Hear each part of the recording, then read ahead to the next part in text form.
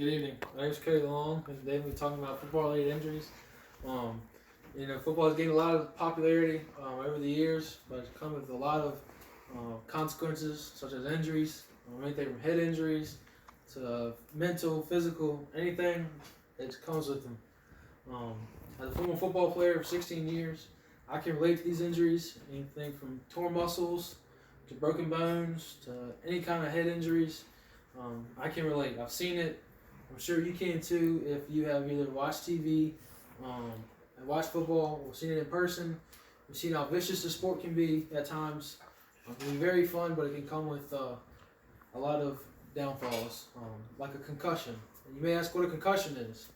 A concussion is a type of traumatic brain injury caused by a bump or blow or jolt to the head that causes the head and brain to move rapidly back and forth. The rapid movement causes the brain tissue to change shape, which can be stretched and damaged to the brain cells. This damage also causes the chemicals and the metabolic changes within the brain cells to make it more difficult for the cells to function, communicate. Since the brain is the body's control center, it affects the body in various ways. It's not normally life-threatening, but you don't want to take this injury not serious.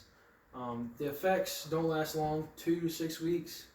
But like I said, you don't want to take this injury lightly because it can affect you long term.